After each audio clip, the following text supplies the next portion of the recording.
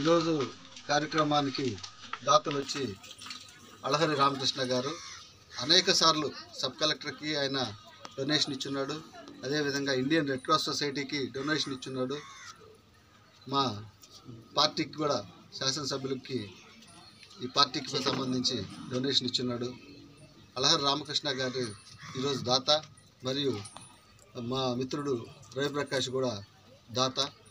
ఈరోజు ఆ దాతల సహకారంతో ఈ భోజన పంపిణీ కార్యక్రమం కొనసాగిందని తెలియజేస్తా ఉన్నాను. నిజంగా ఆ దాతలిద్దరికి కూడా సంయుక్త సేవా సంస్థ తరఫున హృదయపూర్వక ధన్యవాదాలు తెలియజేస్తాను.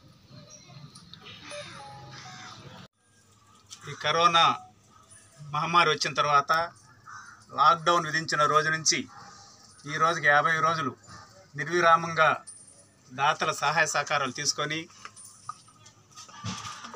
కావలి తాలూకాలోనే కాకుండా ఉదయగిరి నియోజకవర్గంలోని జలదంకి మండలం, కోవూరు నియోజకవర్గంలోని విడవలూరు తదితర ప్రాంతాల్లో ఎక్కడ నిరుపేదలు ఉన్నారు, ఎక్కడ ఇబ్బంది పడుతున్నారని సేకరించి వాళ్ళకి ఆహార పంపిణీ, కూరగాయలు, నిత్యావసరాలు అందజేయటం అభినందదగ్గ విషయం.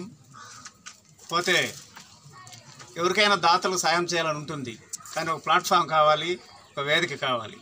ఆ వేదికని తయారు చేసిన గౌరవ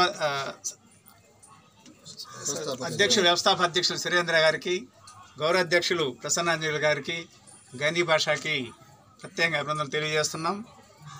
ఈ కరోనా మహమ్మారికి వ్యక్తిగత పరిశుభ్రత, పరిసరాల పరిశుభ్రత, ముఖ్యంగా దీన్ని రాకుండా చూసుకోవాలంటే చేతులు ఏ సబ్బుతైనా శుభ్రం చేసుకోవటం, మాస్క్ ధరించటం ముఖ్యంగా చేసుకోవాలని కోరుకుంటున్నాము.